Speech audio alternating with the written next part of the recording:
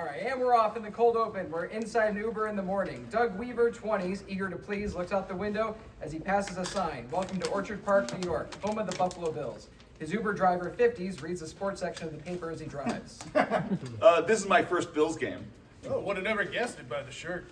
Doug's t-shirt reads, Go Sports Ball Team. Yeah, it's funny, right? I'm meeting my girlfriend's family at their tailgate. Hey, do you know the Burskis? Sure, best tailgate in town. They're gonna eat you alive. What's that? I said should be there in 5. They drive by houses decked out with Bills flags, yard signs, etc. This is a way of life for these people. Exterior Burski house, front yard continuous. Doug sees a cute, quiet house. As he gets out of the car, Well, I suppose 8 a.m. is a little early to be partying. Across the street, sports ball. Doug turns to see dozens of Bills fans, ridiculous outfits, painted faces, etc. A guy pulling a large roller cooler stabs a can of beer with his keys and hands it to Doug. He looks at it, confused. Tilt your head. Doug reluctantly does. The guy puts the can into Doug's mouth, pops the tab, and the beer rushes down his throat. Must be what Popeye feels like when he shotguns his spinach. Want to play bottle hole? You mean cornhole? No, bottle hole. Instead of throwing bean bags, we use... Crash! An empty bottle shatters on the board, startling Doug. He turns to see the woman who threw it is... Emily? Emily Burski, 20s, warm and welcoming, rushes over and kisses Doug. Doug! Oh, I'm so glad you made it. You want to have a dizzy bat race? Emily points to a man and woman spinning their heads on wiffle ball bats. The man stumbles into the street and gets hit by Doug's Uber driver. Out of the road, jackass! The man springs back to his feet and keeps racing until he runs into a street light. I think I'll just stick to bottle hole. All right, now we're in Act 1. We're still in the Burski house front yard. Emily leads Doug through the rowdy group of tailgaters. Wow, this isn't quite what I had envisioned. All these people park in your yard? Well, they like it here because we have less rules in the stadium parking lot. Yeah, there is a bit of a Mad Max vibe. Is the couple in that car having sex? No, they're just... Oh, yeah, no, now they are, yeah. What can I say? Opening weekend, hope and horniness is in the air! Yeah, I think when Dickinson said, hope is the thing with feathers, she was referring to chicken wings. Oh, wait, that reminds me. Did you get the blue cheese like I asked? Oh, you know they were sold out, so I got ranch instead, which honestly tastes better if you ask me. Never say that. No. The fine people of Buffalo only allow one condiment with their wings, and it's blue cheese. In fact, oh, God, give me that. Emily grabs the bottle of ranch from Doug and throws it in the bushes. Hey, I'm pissing here. Who the hell brought ranch? Are we sure your family's gonna like me? They like everyone. Well, except Patriots fans. Also Dolphins and Jets fans, most sports writers, all referees. How about adjunct anthropology professors? We'll find out soon enough. Oh, there's my brother. Hey, Glenn! Glenn Burski, 13, wears a fluorescent vest and directs cars with signaling sticks.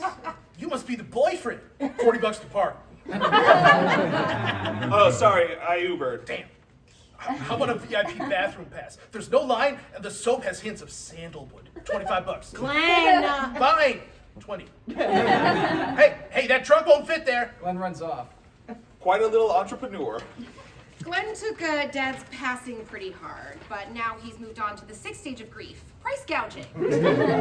Now we're in the backyard moments later. Several tables are set up for beer pong. Like a chess master in the park, Jan Burski, 50s, glides from table to table and makes 3 shots in a row. You come at the queen, you best not miss. Jan high-fives everyone, including Emily and Doug. This is my mom, Jan.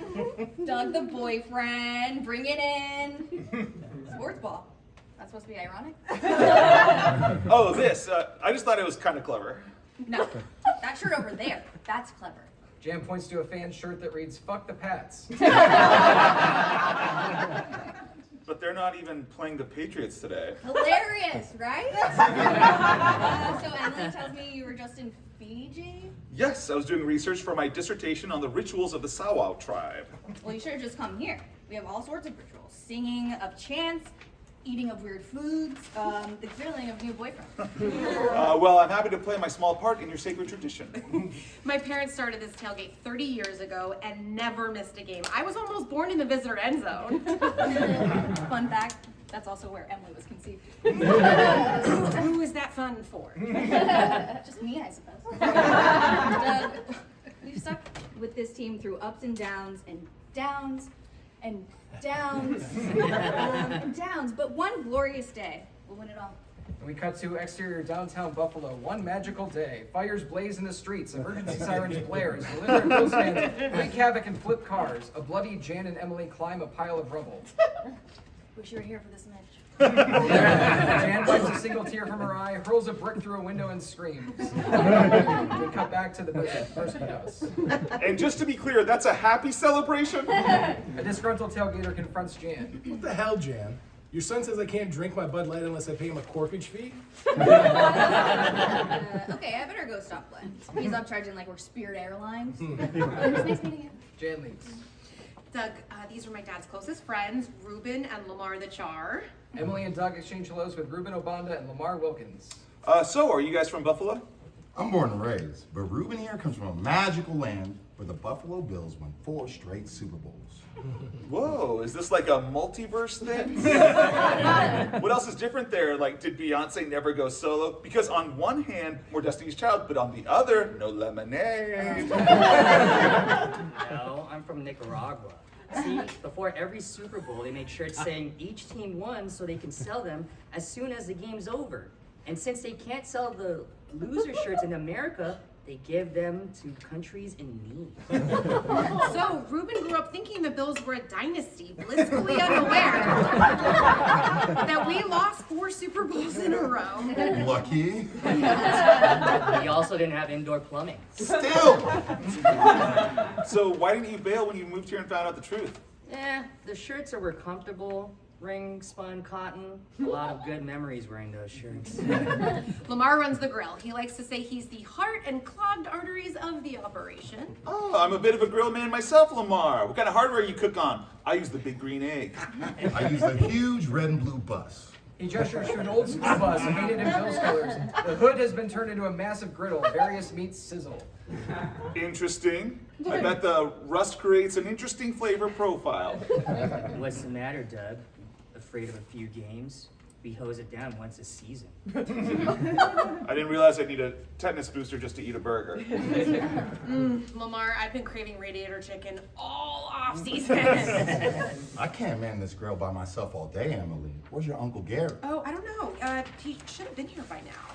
We're interior St. Bernadette Church morning. A priest is mid-sermon. Gary Burski squirms in the pew like a restless child, next to his actual restless child, Olive, 5. He glances at his watch, then turns to his wife, Denise. Her eyes say, just go.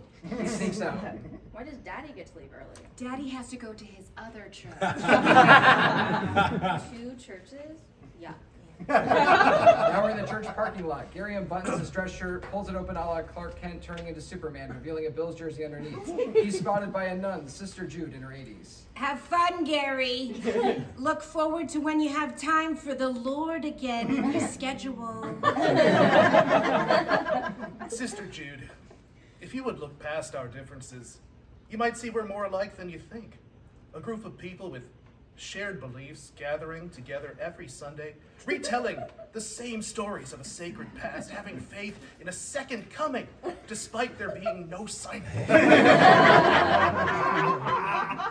Whatever you need to tell yourself. I'll see you when the season's over in December. Not if we make the playoffs. December in Sister Jude walks off. Gary gets in his car, thinks about it, can't let it go, and gets out of the car. We're back at the Burski house. Doug watches Lamar grill. So what do you do, Doug? I'm an anthropologist. I've never been in that store. My wife lives in Canada. You got an employee discount you can throw my way? No, not anthropology, the store. It's the science of, hey, what is it you do? I do concrete. Concrete? That's, well, it's everywhere. Goddamn right it is. An awkward silence. Doug rushes over to Emily. Emily, they sense I'm not one of them. It's like an outsider villaging the isolated Sentinelese tribe off the coast of India. That's good. People from different tribes coming together. No, the Sentinelese kill outsiders. That's rude of them. Okay, I'll get one of my dad's jerseys for you to wear so that you blend in with the tribe. That should prevent any blood from being shed, okay? Thank you. In the meantime, try to circulate. Just go up to anyone and just yell, "This is our year!" I think you're oversimplifying your people. Look around. Trust me. Emily goes inside. Doug sees a circle of fans. He walks around, tries to squeeze his way in, has no luck. Doug steels himself, then shouts, This is our year! the crowd cheers and instantly makes room for Doug. He's greeted by Rodney, 20s, life of the party. How's it going? I'm Rodney. Doug, this is my girlfriend's house. Oh, you're the boyfriend. We all went to high school together. Hey, you really think this is our year? Think it? I know it. We're inside the house in Jan's bedroom. Emily and Jan are looking through Mitch's closet. Nothing but Bill's jerseys and an old wedding tuxedo. How about this one? No way, that's the one from the 20 below game. Uncle Gary threw up on your dad. But luckily it froze before it hit him. Oh, What? fine. This one. No! Okay, this is from when you were a baby and we forgot to bring diapers and your dad wrapped you in this jersey and you went shirtless. Such a hairy man. Okay, just tell me which jersey doesn't have a disgusting story to go along with it, and that'll be the one, okay? As Jan looks through the closet, Emily notices a stack of unopened letters on the dresser. I'm sorry, no offense to Doug, but I just don't feel comfortable with him wearing your dad's stuff. Are those all from the hospital? Have you thought any more about selling the house? No. I'm like Uncle Gary at your dad and mine's wedding. They're gonna have to drag my ass out of here. She holds up a jersey. You know, he wore this one to his last game. I miss him. Me too, Mom. Jan hugs her daughter. Emily wipes away a tear, sniffles, then sniffs. Oh, is that bean dip? I couldn't bring myself to watch it. Yeah. We're back in the backyard. Doug's new friend Rodney has taken him under his wing. Rodney leads him to a table with a large water buffalo horn. Doug, you gotta sound the buffalo horn. It's a tradition. All you do is chug a beer through the horn, then blow. Reminiscent of the Dungchen horn tooted by the Tibetan Buddhists. Tooted. Rodney fills the horn with beer as Doug drinks from it. Doug sounds the horn weakly. He looks to Rodney for approval. That's probably the sound it made when it died. But not bad for a first time. Doug spots Emily and excitedly runs to her. Emily, I did it! I made a friend! Oh, great. I feel like a proud parent. He said he knows you. Hey, Rodney, come here! Rodney crosses over. Good to see you, Emily. Oh, fuck me. What? What's wrong? Doug, Rodney's my ex-boyfriend. It's the end of Act 1. And now Act 2, moments later. Follow along. Everyone says we love you. Rodney, didn't you tell him we used to date? No, all he said was you guys graduated high school together. Who said anything about graduating? Attended high school together. So it must be pretty intimidating to meet one who got away. Got away to where? You're standing in my mom's backyard. You're the one that won't go away. Still so fiery. Is that what drew you to her, Doug? Her fieriness? Well, that and she knew all the words to Semi-Charmed Life without looking. We met at karaoke night. What are you doing here, Rodney? It's game day. Where else would I rather be than right here, right now?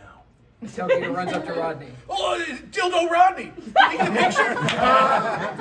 How am I to deny my fans? Rodney steps aside to take a picture with a group of fans. Emily rubs her temples.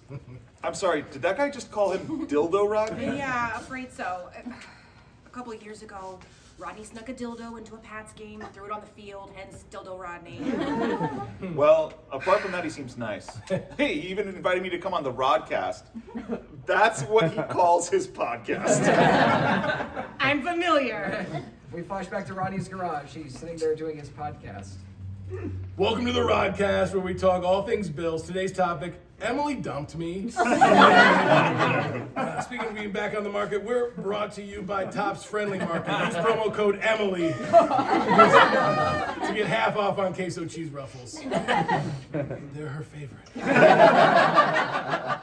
We're back to the backyard. I don't know why he's here, but he's up to something, and I'm gonna find out what it is. Emily crosses off. Lamar and Rubén join Doug. Man, Rodney Hans Grubered you. He what? You know, from Die Hard, the bad guy, Hans Gruber. He pretends to be a hostage and befriends John McClane. And when McClane lets his guard down, Hans points a gun right at his head. You're lucky to still be alive. So she won't pepper? Now we're in the front yard. Glenn directs traffic. A golf cart with the team logo pulls up. A man in a suit, DeAndre Moore, 40, steps out. Hi, I'm DeAndre Moore. I work for the Bills as Director of Fan Experiences. Glenn Burski, Director of Parking and Bathroom Experiences. It'll be 40 for the day. Oh, no. I'm not looking to park. I just need to talk to Jan Burski for a moment. Can't make exceptions. If you're here less than an hour, I'll prorate it. DeAndre he sighs and pays Glenn. Jan approaches. Hi, can I help you? Miss Burski, it's nice to finally meet you. Oh, you're the one from the team who keeps calling. I'm not selling the house. Miss Burski, I understand your hesitation, but we're already in advanced negotiations with many of your neighbors. That's nice. You can build whatever you want around me and I'll stay here like that little old man with the balloon house. He didn't stay there.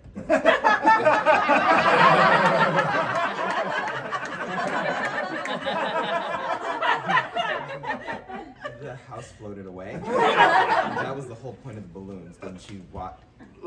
Look, the team's owner has concerns about your little operation. And I'm concerned about his.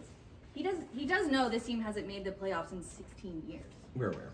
Ms. Burski, your tailgate party has received countless complaints of drunk and disorderly conduct, destruction of property, public fornication. Okay, which one of you idiots were public fornicating? I assure you, we run a safe, family-friendly operation. From the roof, a drunken fan throws a lit match on a folding table that erupts in flames. He leaps, crashing through the table.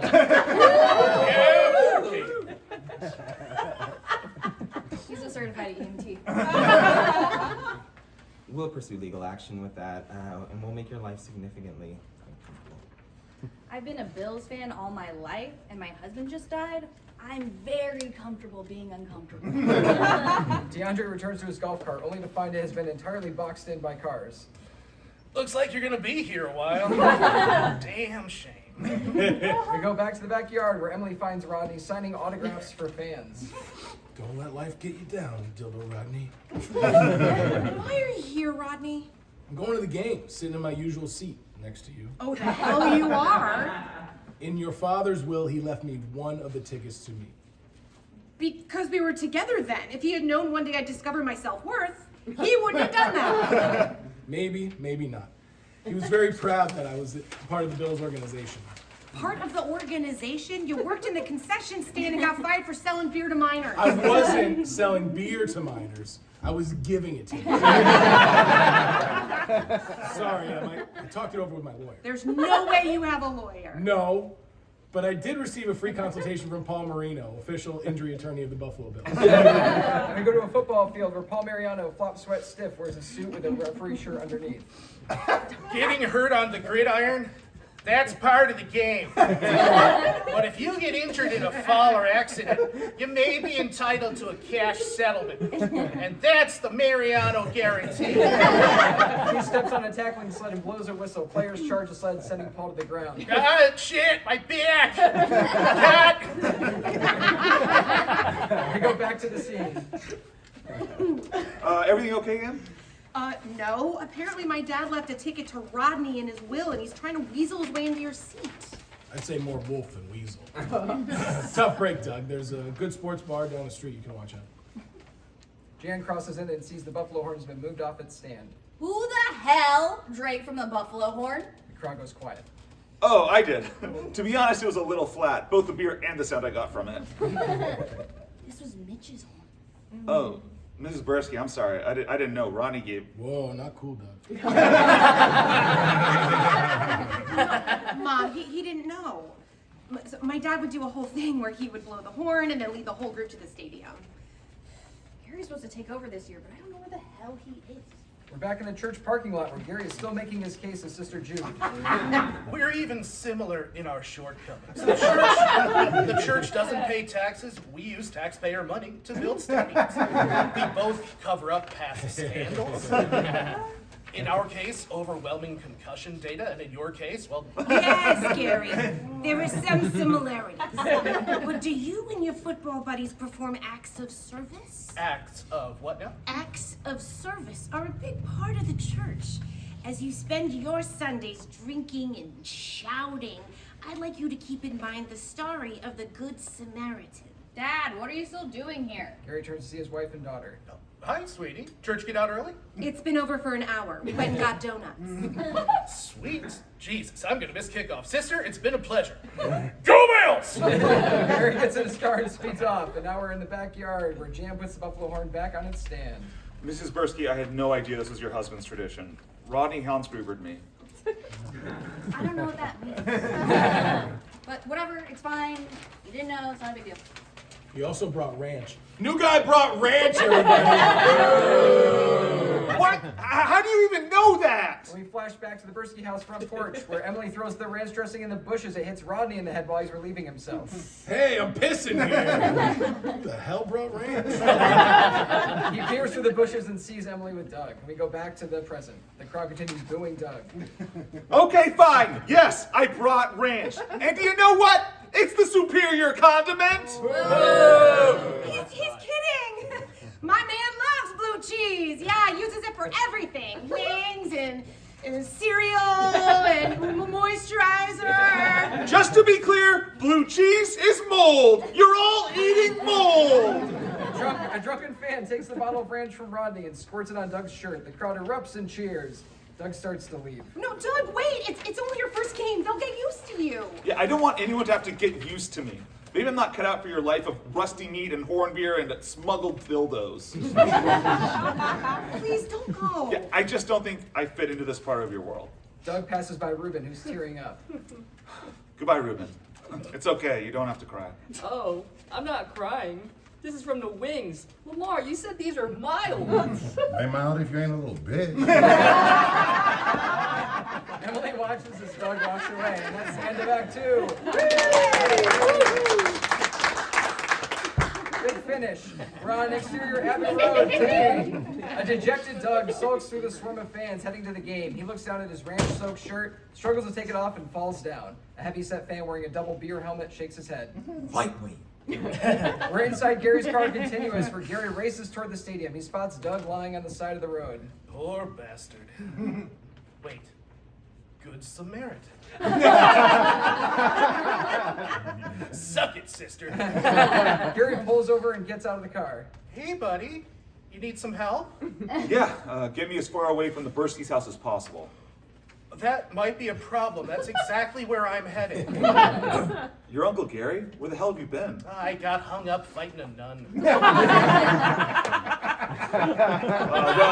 While you're at it, can you beat up Emily's ex-boyfriend? Rodney's there? Oh, that guy is a dildo. Is that why you bailed? That and I get the impression no one wanted me there. It was the deafening booze that tipped me off. Oh, come on. You can't let that discourage you. We're sports fans. We boo the ones we love. You also boo the ones you hate. Fair enough. Look, if you want to fit in with this crowd, all you have to do is keep showing up. It's the Buffalo way. Think about it. The food we eat, the weather we live in, the football team we watch, everything about this city is trying to kill us. And yet we keep showing up. That's it? Just show up. I guess you could also do something stupid. We love stupid shit. So are you going to get in the car? Yeah. Fighting a nun, that's some kind of a regional expression, right? We're back at the Burski house in the backyard where Emily confronts Jan, Lamar, and Rubén. Way to give Doug a chance, you guys. And we tried, Emily. You just ain't take. Knew at the moment he side-eyed my meat. Remember that punter we drafted? Shanked his first 8 kicks? Everyone wanted the Bills to cut him. Oh, it's true. Let's start a petition. Yeah, but the team believed in his talent and stuck with him, and he ended up being an all-pro. Yeah, that scrawny little guy was the best player on the 2012 team. Emily, we're sorry. You had yourself an all-pro and we chased that dork away. It was bad enough he had to deal with my ex-boyfriend being here. You're right, honey. Maybe I shouldn't have invited Mom. Whoa. You invited him? What the hell, Mom? Damn! That's cold, Jude. And a hell of a burn. Ice cold and scalding hot. A woman of extreme temperature. And I'm sorry. I'm just used to Rodney being part of the tailgate, and I wanted today to feel Like it did when Dad was here. You know, Rodney came and sat with me every day after your father died. I even did his little radio show. Mom, you went on the Rodcast? It was Rodney's garage. Rodney sits with Jan recording his podcast. I think if this team wants to end the playoff drought, they need to sack up and spend on some veterans. Love the fire, Jan. And while we're speaking of free agents, what's Emily's dating sitch? Back to the Burski house in the backyard. And I'm sorry. I'll make sure we do a better job of making Doug feel welcome. Thanks, but I'm not sure we'll be seeing him at another tailgate. Fill up the buffalo horn, Uncle Gary is here! Emily turns to see Doug and Gary. She rushes over to kiss them. Jan, Lamar, and Rubén greet Gary with hugs. You know, this is the first time we've all been together since the funeral. We flash back to outside the church, where the Burski family watches as pallbearers hoist the coffin in the back of Lamar's tailgating bus. Lamar offers food to the priest.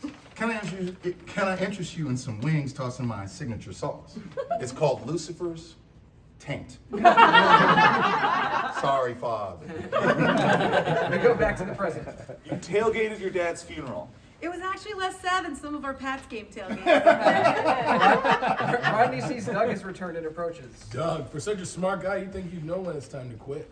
Like all good Bills fans, I never back down from a challenge. Which is why I, Douglas Weaver, challenge you, Dildo Rodney, to a dizzy bat race. Tailgaters gather around to witness Doug and Rodney face off. 10 times around the bat and a foot race to the stadium. If I win, I get your ticket. And if I win? You get to keep coming to the Burski's tailgate as long as you like. Your Honor. Ooh, Doug, are you serious? This is so stupid. Doug looks at Gary and smiles. I know. Okay, fine. Look, after you spin, wait a beat before you run. If Rodney gets an early lead, he'll get cocky and careless. Your father would have loved this. We go to the front yard moments later. Doug and Rodney hold wiffle ball bats as spectators look on. Jan hands Doug one of Mitch's Bills jerseys. Doug, I want you to wear this. Wow, Mrs. Burski, I'm honored. Oh! Oh, I might throw up. From the emotion. Emily watches touched. Rodney sees with jealousy as Doug puts the jersey on. All right, 2 men, 10 spins, 80 yards, 1 season ticket. Gentlemen, heads on bats. Doug and Rodney bend down, touching their heads to the bats.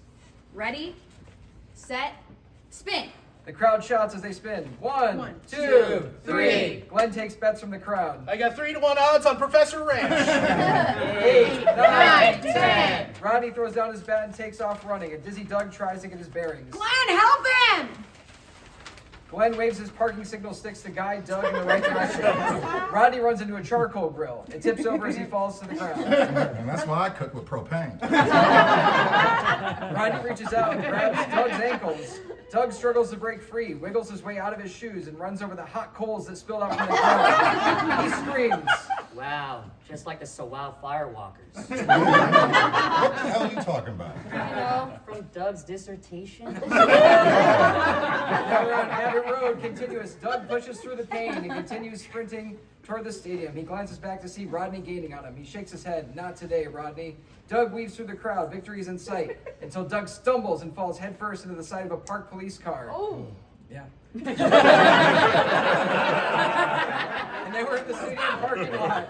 It's moments later. A cop pushes a handcuffed Doug into the back seat as everyone looks on. Emily rushes over. Please, officer, he's not even drunk. The barefoot guy who face planted into my passenger door isn't drunk. No, I can explain.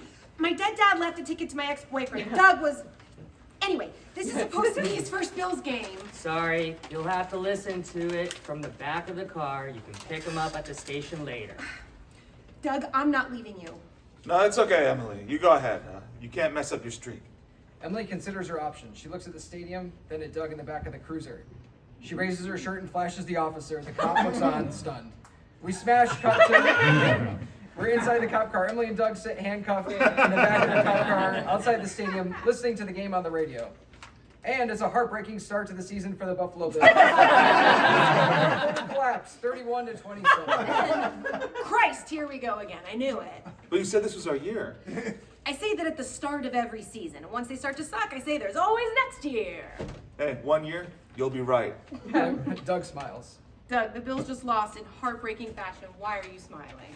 You missed your first Bills game so we could be together. Yeah, I guess I did. You want a full rep? In the back of a cop car? What are they gonna do, double arrest us? Emily and Doug, still handcuffed, awkwardly kiss as drunk fans file out of the stadium. The car door opens. Make room for one more. The cop pushes Rodney into the back of the car. Emily and Doug can't believe it. I got busted for headbutting a guy on the Jumbotron. You guys missed a hell of a game. That's it. That's the